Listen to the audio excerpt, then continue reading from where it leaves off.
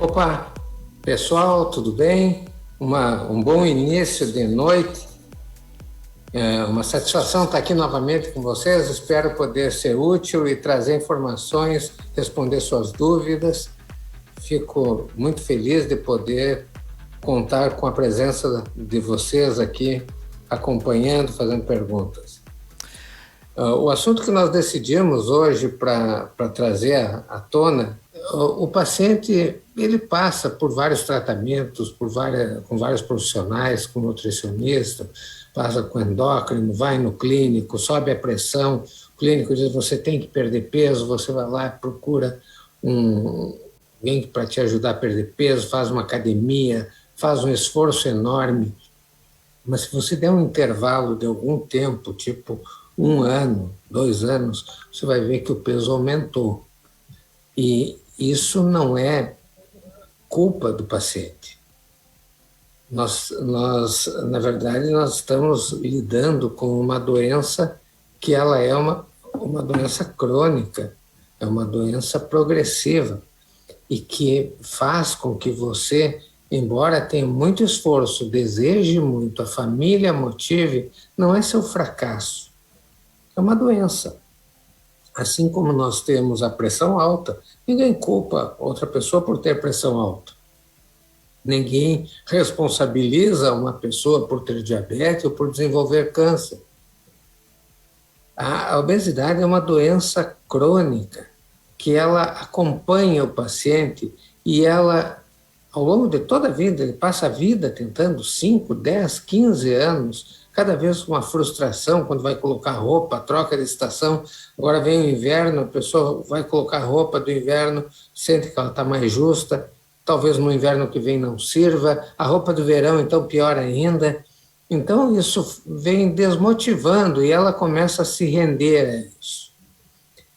Até chega o momento em que ela decide, eu tenho que tomar uma atitude, e geralmente essa atitude é estimulada pela ocorrência de um evento desagradável, que pode ser um tratamento, a pessoa passa a ter de fazer um tratamento para hipertensão, que não tinha antes, começa a ter dor no joelho, vai ver, tem um desgaste no joelho, ela começa a ter apneia do sono e passa com sono o dia todo, ela começa a ter refluxo, começa a regurgitar durante a noite.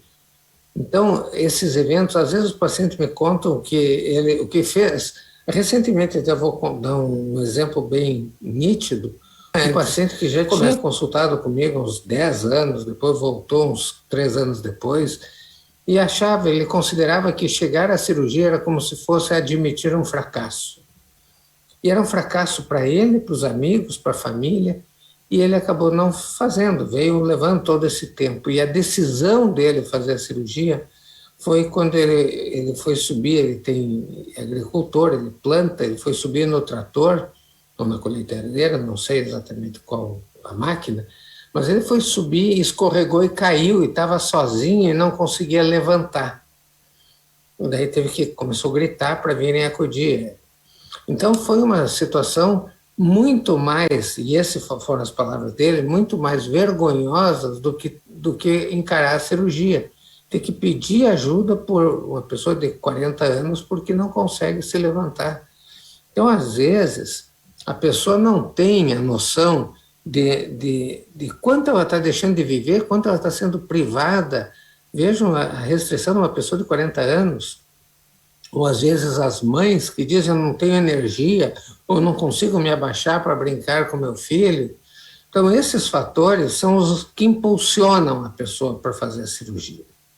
Uma vez que ela tomou uma decisão, principalmente convencida de que tudo que foi oferecido para ela até então falhou e que ela precisa de uma opção cirúrgica, um tratamento mais potente, no momento que ela tomou essa decisão, ela precisa ter uma orientação, e é esse o objetivo dessa live, como que deve proceder, o que o paciente deve fazer. Às vezes, o paciente busca o profissional errado.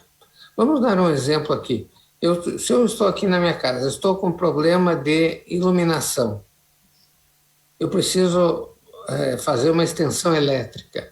Quem que eu devo procurar? O pedreiro, o encanador ou o eletricista? Fica muito claro, nós vamos buscar o eletricista. E o paciente, quando tem obesidade, mesmo na obesidade severa, mesmo tendo buscado todos os outros profissionais, ele às vezes vai se aconselhar com o vizinho, vai ouvir a opinião de um personal trainer, vai ouvir a opinião de alguém que não entende nada do assunto e fica perdendo o seu tempo. Perdendo tempo, qualidade de vida e perdendo saúde. Então, se você está em dúvida se deve ou não fazer cirurgia, não tem que ouvir a opinião de quem não faz. Vá a um cirurgião bariátrico, um cirurgião que tenha uma qualificação adequada, por isso eu recomendo que pesquise no site da Sociedade Brasileira de Cirurgia Bariátrica e Metabólica, www.sbcbm.org.br, vai ficar embaixo nos comentários, eu vou colocar esse site. Tá? Procure um cirurgião e vá consultar com o cirurgião. Não precisa intermediário, diretamente com o cirurgião. Às vezes, convênios, os planos de saúde recomendam ouvir a opinião de outros antes. Tem que entender que a realidade do convênio, para ele, a sua cirurgia é uma despesa. Então, ele tenta ver se você consegue, ele não sabe quantas vezes você foi na nutricionista, quantas vezes você foi procurar outro profissional. Então, ele sempre vai recomendar que se busque esses profissionais. Mas, na verdade, se você já tentou, é o cirurgião bariátrico que você deve procurar. Indo ao cirurgião bariátrico, primeira coisa, marcar a consulta. A segunda etapa, marcar, depois de ouvir a explicação do cirurgião, ver se é caso de cirurgia, você deve definir quando deve fazer a cirurgia. Porque não adianta você dar andamento agora, nós estamos agora no mês de agosto de 2021, e você fazer todos os exames e resolver operar em fevereiro do ano que vem. Vai perder todos os exames que fez, ou muitos desses exames, e não tem porquê. Então deve definir uma data, quando é o momento adequado no seu trabalho, na sua família, eu tenho uma viagem. Então, programa-se a data da cirurgia e, a partir daí, se dá andamento, caso tenha indicação de cirurgia, a partir daí se dá andamento no processo cirúrgico. Seria importante também que fosse consultar com o cirurgião, e a maioria trabalha dessa forma, que tenha a sua equipe multiprofissional, porque às vezes a decisão de quando ser feita essa cirurgia vai depender da opinião ou da avaliação do clínico, eventualmente de um cardiologista, de um pneumologista, psicólogo, nutricionista. Então, você pode fazer, uma vez estando decidida a data, antes de fazer exames, fazer as avaliações com esses profissionais. A Liane pergunta: por que ainda existe tanto tabu sobre a cirurgia bariátrica? Liane, veja só, eu comecei fazendo essas cirurgias em 1999 e ainda hoje existe tabu. Por quê? Porque o tratamento que mais resolve, que hoje na obesidade severa nós só temos uma opção, que é a cirurgia bariátrica, dentro da cirurgia várias técnicas, existe uma estrutura interessada em que não saia essa cirurgia. E, na verdade, nós cirurgiões bariátricos, somos os profissionais preparados, treinados para fazer o tratamento bariátrico. Então, esse tabu será quebrado, será rompido. Eu peço desculpa pelo ruído que tem aqui onde eu estou, né? Mas esse tabu é quebrado exatamente dentro de um consultório de cirurgia bariátrica. Fora dali, eu imaginava que nós iríamos conquistar os profissionais, eles iriam entender, apesar de que já melhorou muito, mas ainda o melhor local para quebrar esse tabu é dentro do consultório. Às vezes a pessoa tem medo de ir consultar, de medo que o médico indique a cirurgia. Mas se ele indicar, aí sim, você está chegando cada vez mais perto da solução do problema. Então, não deve ter medo disso. E o consultório bariátrico do cirurgião bariátrico é o local para resolver o tabu.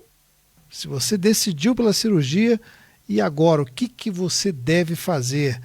As pessoas custam a se decidir. A partir do momento que decidem, é importante manter a mente aberta, porque a cirurgia, como o próprio Dr. Carlos fala, ela é o início de uma caminhada que vai exigir que ela continue se esforçando para ter uma melhor saúde, não é isso, Dr. Carlos?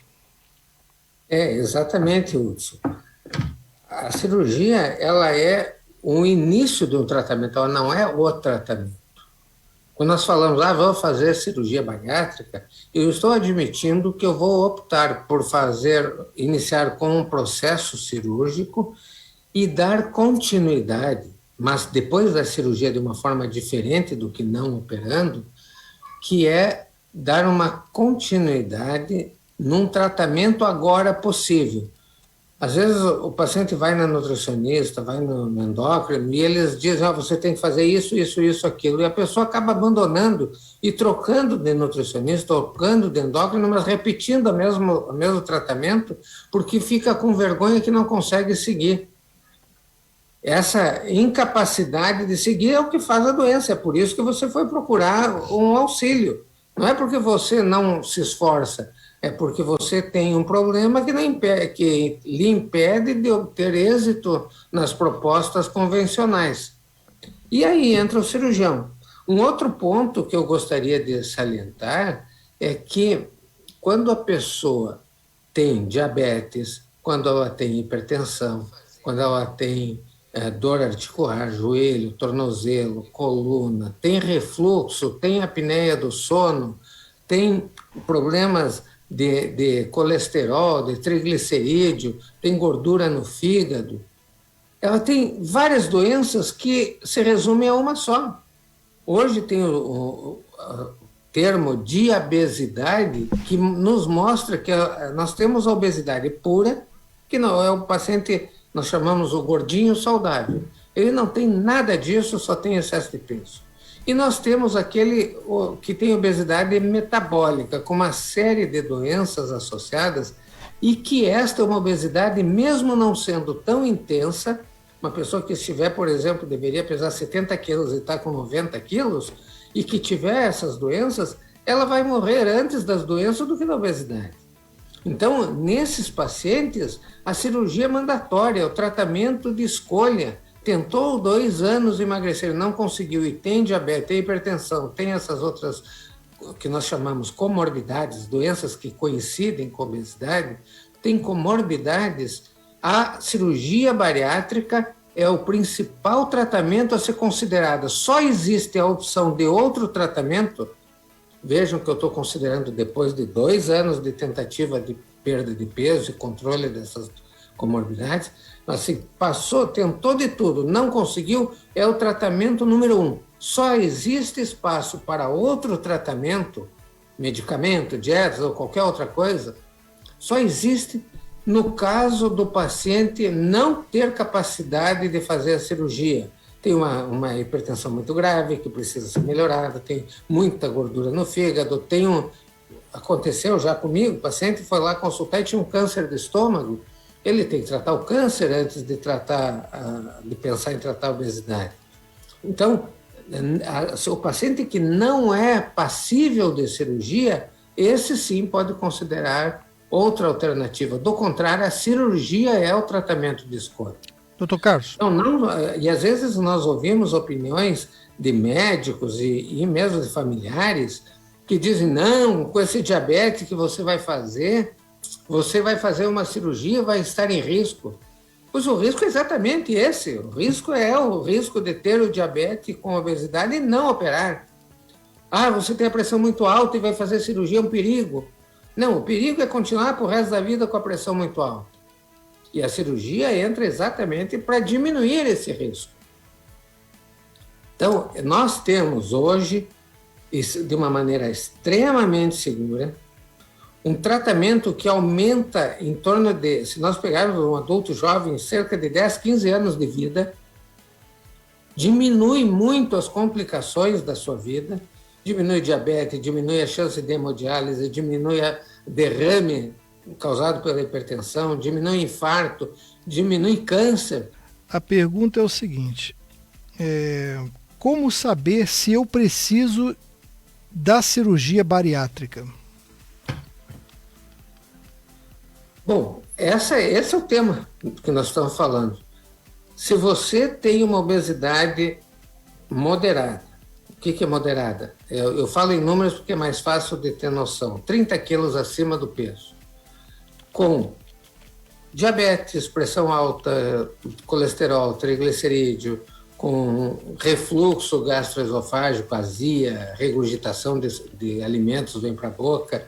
Se tiver apneia do sono, se tiver dor em joelho, tornozelo, coluna, quadril, se tiver gordura no fígado, todos esses problemas associados a essa obesidade moderada somente irão melhorar com a perda de peso. E se tentou perder peso por pelo menos 2 anos e não conseguiu, não existe outra maneira, ou é muito, eu não vou dizer zero, mas é muito próximo de zero, a chance de que você consiga controlar o seu peso de tal forma que essas outras doenças vão piorar, elas irão progredir, e o seu peso continuando o mesmo, você terá perda de qualidade de vida. Quanto mais você esperar, tanto mais você vai perder qualidade de vida e também expectativa de vida, porque essas comorbidades se agravam. Então, se você tiver obesidade moderada com comorbidades, por 2 anos de obesidade, é indicação de cirurgia. Se você tiver obesidade mórbida, aí seriam 40 quilos acima do peso ideal, mesmo sem comorbidades, mas não conseguiu emagrecer, a partir de 2 anos, o caminho é se programar para a cirurgia. Se você tiver 50 quilos acima do peso, já se programa para a cirurgia. A grande discussão ainda existe quando você tem uma obesidade leve, por exemplo, 20 quilos acima do peso, associado a diabetes tipo 2, e que não está tendo uma boa evolução ou que está sendo, o tratamento é insuportável, seja para efeito, seja economicamente, não importa o motivo, que é muito caro um tratamento ao longo da vida do diabetes. E aí entra a cirurgia, mas aí não é bariátrica, é cirurgia metabólica, cujo principal objetivo não é tratar o peso, também o peso, mas o principal objetivo é tratar essas doenças que estão agravando e que acabarão encurtando a sua vida. Que essa conversa que o senhor está tendo é um papo libertador e muito franco, porque normalmente as pessoas vão até o médico achando que ele tem a solução ou que ele vai, num passe de mágica, pós-cirurgia, resolver aquele problema da obesidade da pessoa, quando na verdade isso não é uma realidade, né? As pessoas estão acostumadas a sofrer aí com 40 quilos, 50 quilos acima do peso, e é importante essa sua sinceridade, porque isso faz com que a pessoa tenha parte na responsabilidade da sua própria cura, né? Evidentemente que a opção da cirurgia, ela é, como nós dizemos, uma opção. Ninguém é obrigado a tratar o câncer. Tem pessoas que dizem, eu prefiro morrer do que fazer uma quimioterapia. Ninguém é obrigado a tratar a hipertensão. Tem gente que infarta, tem derrame, porque opta por não tratar a sua doença. Agora, se eu quiser tratar a obesidade, eu estou falando da obesidade com comorbidades ou obesidade severa, só existe um caminho, que seria a cirurgia bariátrica. Mas ninguém é obrigado a fazer, né? A pessoa diz, eu vivo bem com o meu peso. Não estou dizendo que deva fazer contra a vontade, só é importante entender que todos os outros métodos que você escolher têm uma chance. Quando você vai, por exemplo, a um clínico, ele vai dizer, eu vou te dar um tratamento para obesidade. Ele deveria dizer assim, e a chance de você resolver isso é menor do que 2%. Se você for fazer uma dieta, a sinceridade do profissional que vai prescrever essa dieta deve dizer: você tem obesidade mórbida, a chance que nós temos de êxito é inferior a 2%. E se disser isso, você vai cair na realidade de que só existe um tratamento que é a cirurgia bariátrica ou não tratar. Qual é o tratamento? Imagina assim, eu vou te dar um tratamento caro para a vida toda que te dá 2%, ou talvez nem isso, de chance de ter resultado. E um resultado modesto ainda por cima.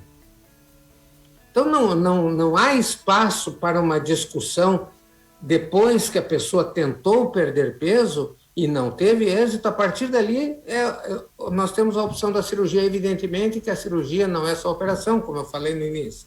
É fazer a cirurgia e aí sim se torna possível, e vai ser importante o acompanhamento da nutricionista, do endocrinologista, dos clínicos e todos os outros profissionais, porque aí, com o recurso da cirurgia, o trabalho deles se tornam muito exitosos. Mas tem que começar com a cirurgia. Nesses 21 anos que o senhor trabalha com...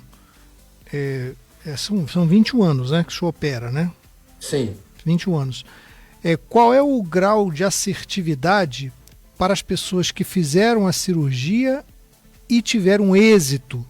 Tá. O resultado é em torno de ter uma perda de peso sustentada, e isso nós não estamos falando quanto a pessoa quer perder.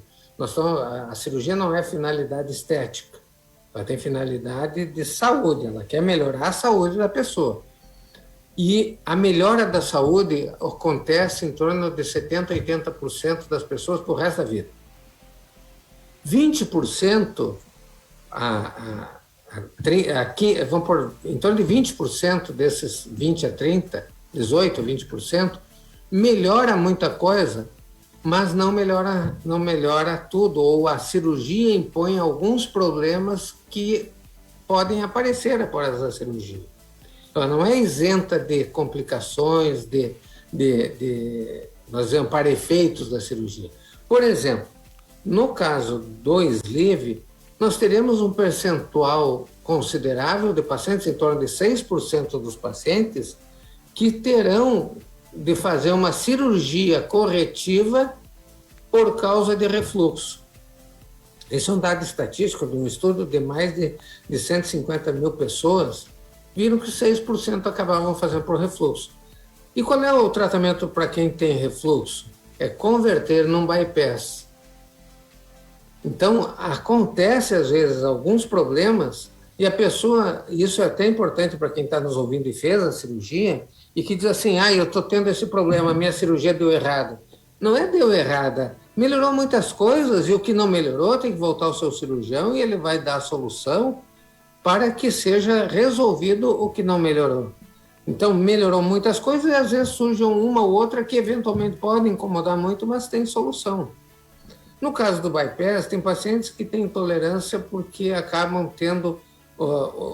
Quem vai ouvir, quem está nos ouvindo e entende, passou pela cirurgia, vai entender o que eu vou dizer, que vai ter um dumping, que é um suador, um mal-estar quando abusa de doces, e aí, eventualmente, isso se torna muito raro, mas 1% ou nem 1% dos pacientes pode necessitar de uma cirurgia de correção disso.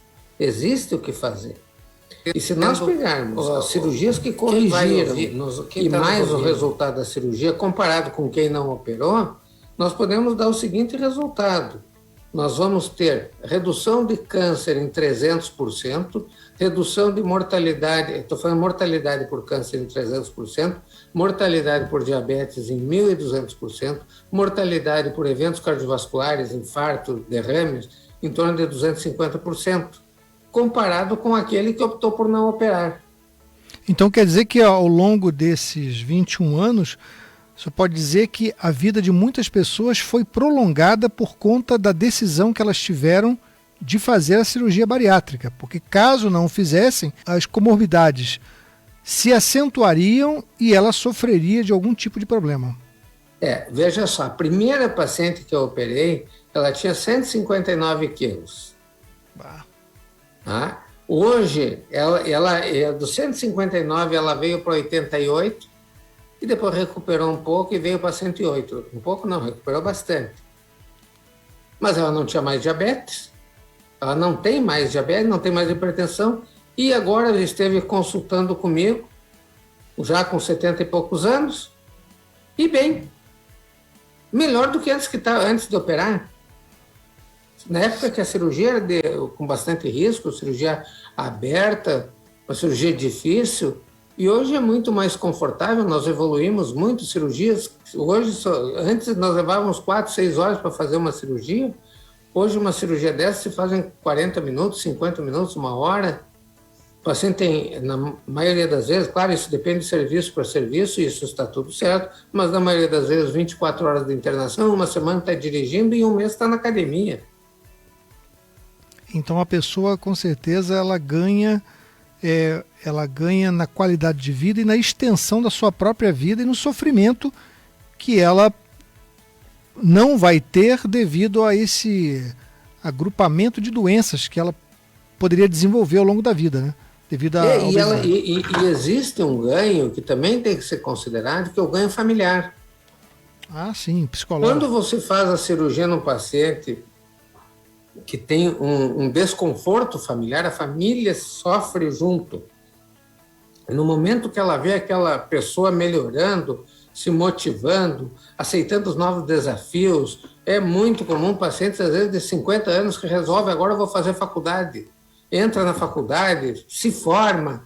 Então, é como se abrisse uma janela na vida dela em que aquela vida que estava sem cor, preto e branco, sem graça, era como se ela entrasse dentro da vida dela, entrasse dentro da casa dela e olhasse assim, cada dia um ponto eu tenho um bolor na parede, aqui descascou, tá tudo bem, eu gosto da minha casa, mas eu vou entrando, cada vez vai ficando um pouquinho menos bom do que era no início, porque ela começa a doer o joelho, começa a ter dificuldade para levantar, ela começa a ter dor para dormir, não ter falta de ar. Então, cada dia é uma coisinha. E, de repente, ela entra na casa, opa, alguém arrumou a porta.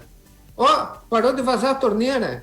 Ela começa a perceber, pela perda de peso, que a qualidade de vida dela progressivamente começa a melhorar e ela começa a gostar de viver dentro daquela casa. E quando ela gosta de viver, ela começa a investir na casa. Ela começa a dizer, eu vou botar um quadro aqui nessa parede, eu vou fazer vou melhorar aqui, vou trocar essa mesa, vou colocar uma mesa mais bonita, começa a roupa a servir melhor, começa a se motivar, começa a melhorar a autoestima. E a família toda absorve isso e vive esse benefício indireto junto com o paciente. Então, a cirurgia não é o tratamento de quilos. Na verdade, aquele programa, que existe um programa que chama-se Quilos Mortais, sim, ele não está errado, são quilos mortais, mas de um problema generalizado. Não é o peso o problema é todo o lastro que vem junto com o peso que impede todo mundo de decolar, de ter a sua vida livre. E talvez o sentimento que eu mais noto nos pacientes, depois que começam a emagrecer, é que eles progressivamente começam a se sentir muito livres. A minha próxima pergunta seria nesse sentido. O senhor, ao longo desses anos todos, atuou também, creio eu, como um grande psicólogo, porque o senhor já viu muitas situações, né, faladas pelos pacientes e com relação à família. O senhor tem, assim, exemplos vivos de pessoas que tiveram suas vidas pessoais, profissionais e familiares totalmente modificadas pela cirurgia bariátrica? Isso aí é bastante complexo, mas assim, na maioria das vezes, sobretudo para adolescentes, a repercussão é muito grande. Imagina um adolescente sofre bullying, sofre constrangimentos públicos, ele sente às vezes que o pai ou a mãe ficam constrangidos de levá-lo em ambientes públicos, apesar que agora eles estão protegidos pela pandemia, ninguém mais sai de casa, mas existe um certo constrangimento, e no momento em que ele percebe que o filho começa a aceitar desafios, os pais ficam radiantes, ficam muito felizes, porque eles veem futuro nos seus filhos. Imagina o que seria hoje para um pai ter um filho de 20 anos tentando uma vaga no mercado de trabalho, pesando 180 quilos e volta para casa e não consegue, e vai tentar no outro local e não consegue. E qual é que é o entusiasmo, tanto do paciente quanto dos pais, de acompanhar essa constante frustração? E, de repente, isso pode mudar. Existe e isso seria importante para um outro tema, nós fazermos conversarmos sobre as mudanças comportamentais, porque tem desde muito boas até tem algumas ruins. As mudanças comportamentais que acontecem após a cirurgia. Muito bom. Tem comentários aqui do pessoal. A Loreni está dizendo: fiz a cirurgia há 6 meses, é outra vida, me sinto viva de novo, né? A Branca Jung também, melhor escolha que eu tive na vida foi ter feito a cirurgia. A Liane também, eu diria muita qualidade de vida, arrependimento de não ter feito antes. Existem pessoas assim, Dr. Carlos, que elas lhe procuram, decidem por fazer a cirurgia, mas de repente no meio do caminho, nesse caminho entre decisão e fazer de fato, ela desiste e aí ela volta depois de anos para de fato fazer a cirurgia e volta pior. Já teve algum caso assim? Isso é muito comum. Eu tenho pacientes que consultaram há 20 anos e agora estão voltando, mas agora com muita doença. Com diabetes, tiveram infarto, pacientes que fizeram prótese de quadril, e pacientes que teriam de fazer prótese de quadril e não fizeram, porque o ortopedista prefere que perca peso antes. Então, eu tenho visto muitos pacientes voltando, mas felizmente, pena que perderam 20 anos de qualidade de vida, né? Aqui também a Almerice no YouTube está dizendo: melhor decisão da minha vida depois de ter feito bariátrica, vida nova. E normalmente é assim, depois que a pessoa decide, ela viu que ela fez a decisão certa, né? Com raríssimas exceções, você vê alguém dizer que não se arrepende por não ter feito antes. É quase unânime, essa talvez seja a frase que eu mais escuto no consultório. Eu me arrependo de não ter feito antes, e outra, eu achei que eu ia sofrer muito e parece que eu nem sofri nada. Eu não estou generalizando, obviamente que existem opiniões divergentes, mas na maioria das vezes os pacientes que fazem a cirurgia, eles ficam tão motivados que se ele tem filhos, se ele tem irmãos, ele traz os irmãos para operar. Quando um da família opera, geralmente a pessoa engorda porque existe não só uma genética, mas também um ambiente obesogênico. Então, eu tenho famílias com 12 operados, 15 operados, e tamanha satisfação é que o primeiro traz o segundo traz o terceiro, daqui a pouco vem todo mundo, porque eles dizem: eu também quero ter essa vida que o meu irmão está tendo.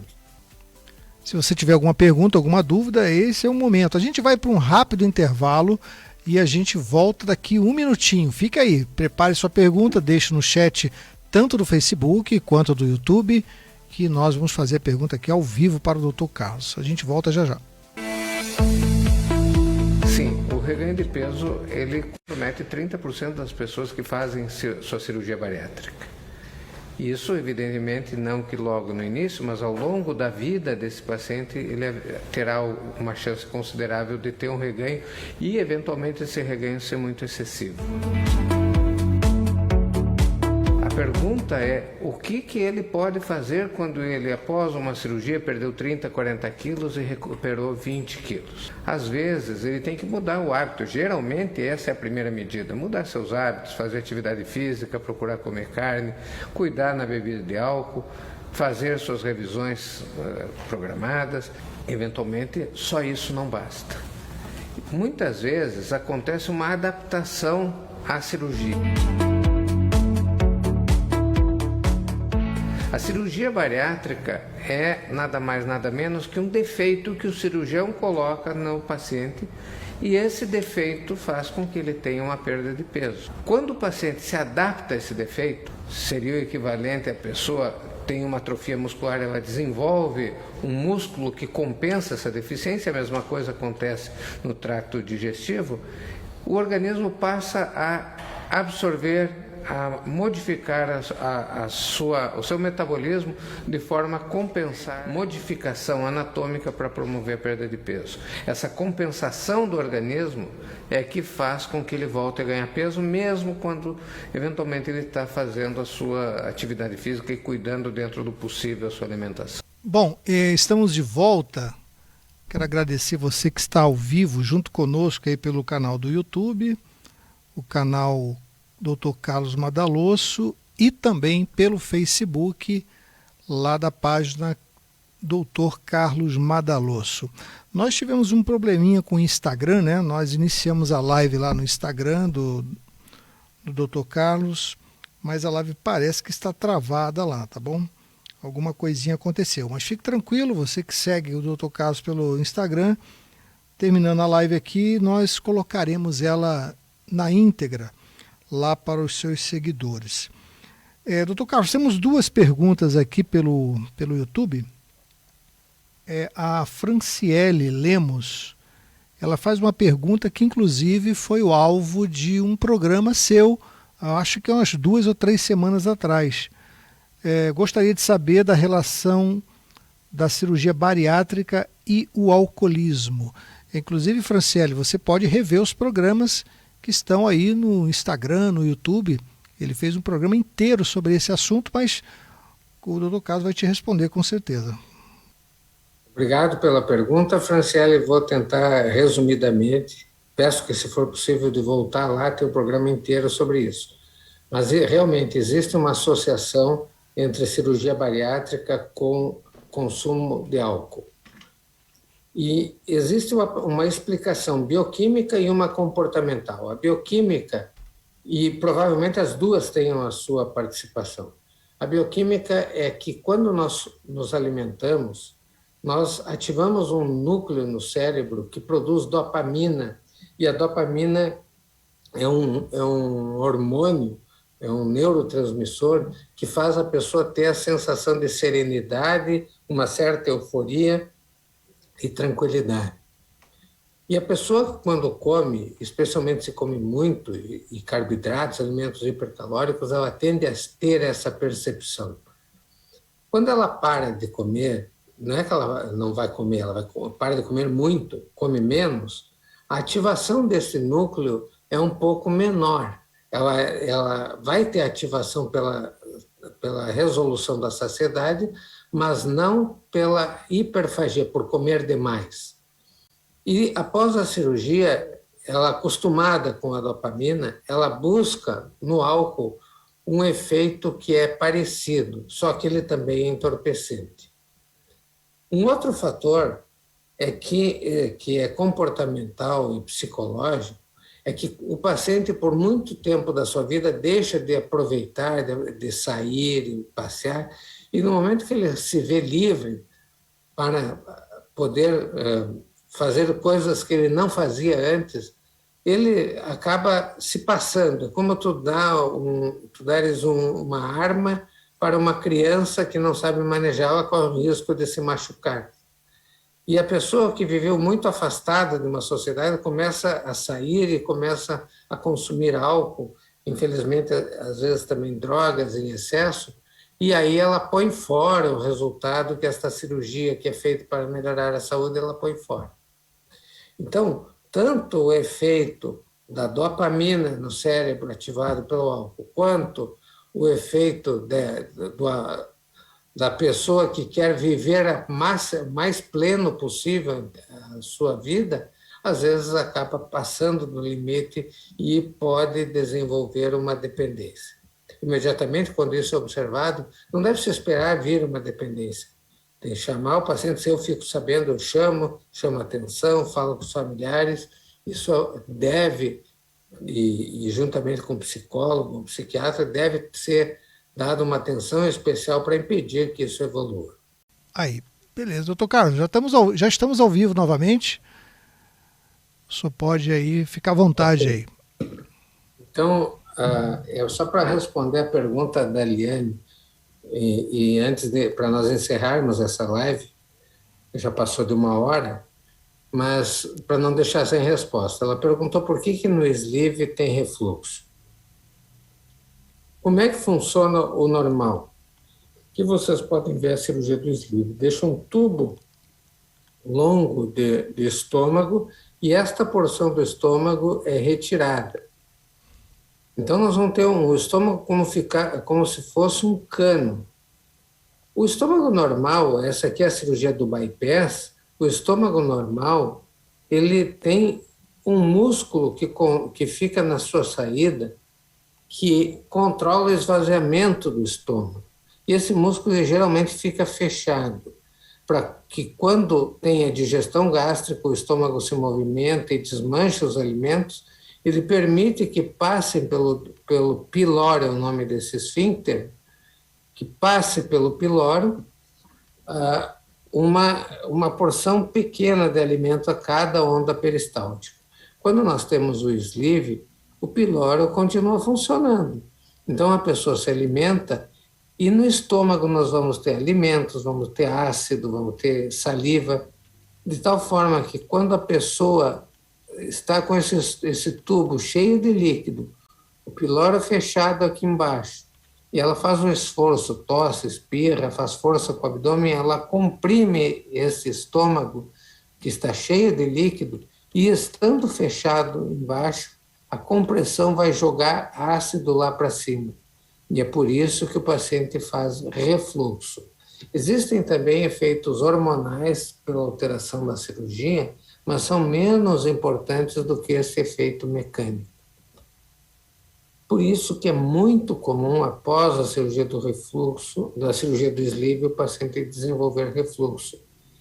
E 6% desses acabam eventualmente tendo que ser transformados nesta outra cirurgia, que é o bypass. E dizer que contamos todas as terças-feiras, 18 horas, com a presença de todos que têm interesse em cirurgia bariátrica, venham com suas perguntas. Durante a semana eu vi um assunto que chamou a atenção, que gostaria de perguntar, traga para a live, venha conversar, nós teremos o maior prazer de responder. Ok. Saudações a todos e até a semana que vem. Um grande abraço a todos. Ok, não esqueça de se inscrever, de seguir o Dr. Carlos Madalosso lá no Instagram, @Carlos_A_Madalosso. Um abraço a todos, boa noite e até semana que vem.